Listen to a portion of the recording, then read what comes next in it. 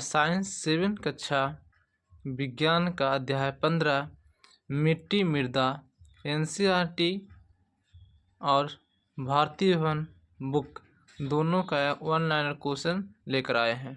Topic है मिट्टी मृदा। मिट्टी मृदा एक महत्वपूर्ण प्राकृतिक संसाधन है। मिट्टी पृथ्वी की ऊपरी सतह को क्या कहते हैं? मिट्टी का निर्माण चट्टानों तथा जैव पदार्थों के अपक्षय तथा विघटन द्वारा होता है। पौधों तथा जंतुओं के मृत अवशेषों के सड़ने गलने के कारण ह्यूमस का निर्माण होता है। मिट्टी के 3 अवयव होते हैं। ठोस अवयव में जैविक तथा खनिज पदार्थ। दूसरे में द्रवित भाग, लवण का घोल, अम्लीय पदार्थ।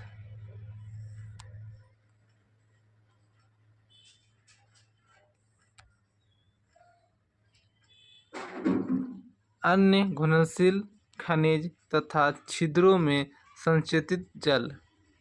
तीसरा गैसीय भाग में छिद्रों में संचित वायु।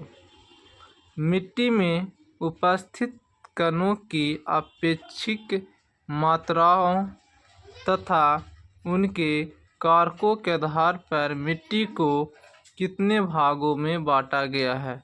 3। कौन सी मिट्टी जल निकासी के लिए उपयुक्त है? रेतीली मिट्टी।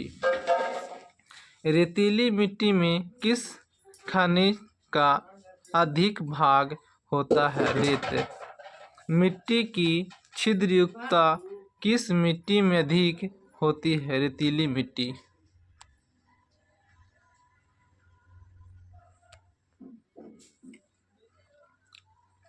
मृदा की छिद्रयुक्तता किस मिट्टी में अधिक होती है? रेतीली मिट्टी। मृदा की ऊपरी परत क्या कहलाती है? ह्यूमस परत। मृदा का निर्माण किससे होता है? चट्टानों के अपक्षय से। मिट्टी का लाल रंग किस कारणों से होता है? लौह ऑक्साइड। दोमट मिट्टी में क्या निर्माण होता है? रेत, गाद और चिकनी मिट्टी।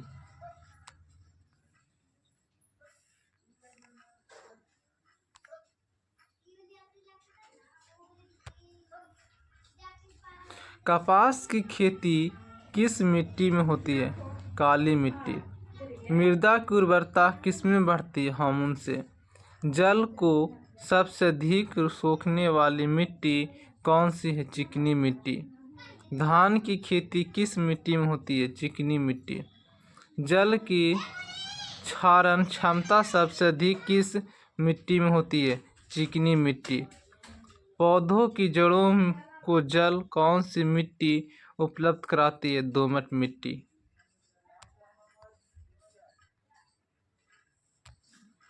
रेतीली मिट्टी को और किस नाम से जाना जाता है? बलुई मिट्टी। चिकनी मिट्टी को और किस नाम से जाना जाता है? मृण्मय मिट्टी। कौन सी मिट्टी को कृषि के लिए सर्वोत्तम कहा जाता है? दोमट मिट्टी। मिट्टी 4 प्रमुख अवयव होते हैं। खनिज पदार्थ का लगभग 40%, कार्बनिक पदार्थ लगभग 10%, भूजल लगभग 25%, भूवायु लगभग 25%। कृषि के लिए कौन सी मिट्टी सर्वोत्तम होती है? दोमट मिट्टी। दोमट मिट्टी में कौन कौन से कण पाए जाते हैं? गाद, मृत्तिका, रेत। सबसे कम जलधारा क्षमता किस प्रकार की मृदा में होती है? बलुई दोमट मृदा में। पौधों को सबसे अधिक जल किस प्रकार की मृदा में से प्राप्त होता है? चिकनी मृदा से।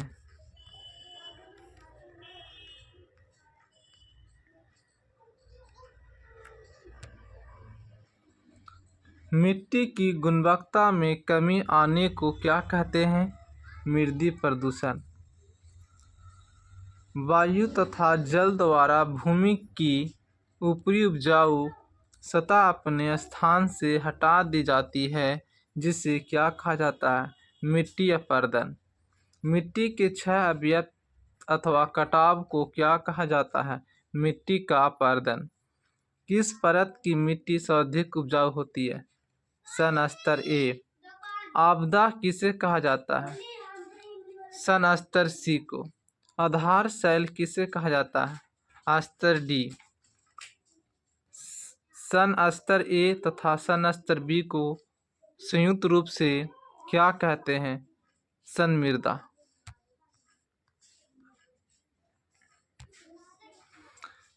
मृदा की विभिन्न परतों से गुजरती हुई ऊर्ध्वाधर कटाव को क्या कहते हैं? मृदा प्रतिच्छेदिका।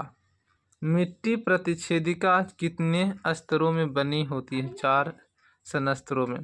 किस परत की मिट्टी में खनिज लवण तथा लौह ऑक्साइड काफ़ी मात्रा में पाए जाते हैं? सन स्तर बी। किस परत की मिट्टी मूल चट्टानों का बना होता है? सन स्तर डी। मिट्टी के अपरदन को रोकने की क्रिया को क्या कहते हैं? मिट्टी संरक्षण।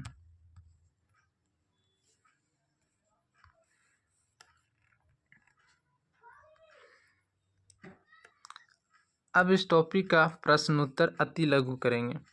मिट्टी किसे की परिभाषा दे। भूमि या पृथ्वी की सबसे ऊपरी पर सतह को मिट्टी या मृदा कहते हैं। प्रश्न 2। मिट्टी का निर्माण किस विघटन से होता है? चट्टानों तथा जैव पदार्थों के विघटन से। प्रश्न 3। किस संस्तर को अपमृदा कहा जाता है? संस्तर सी। रेतीली मिट्टी में जल का अंतः स्रवण दर कौन सा होता है? अधिक या तीव्र? मूर्तियों किस प्रकार की मिट्टी से बनाती है? चिकनी मिट्टी या मृण्मय मिट्टी? प्रश्न 6। कपास की खेती किस मिट्टी में होती है? काली मिट्टी में। प्रश्न 7। सीढ़ी नुमा खेती कहाँ की जाती है? पर्वत श्रेणियों या पहाड़ी क्षेत्रों में? प्रश्न 8। हार्मोन्स क्या है? पेड़ पौधों के सड़ने गलने से प्राप्त होने वाली हार्मोन्स कहलाते हैं।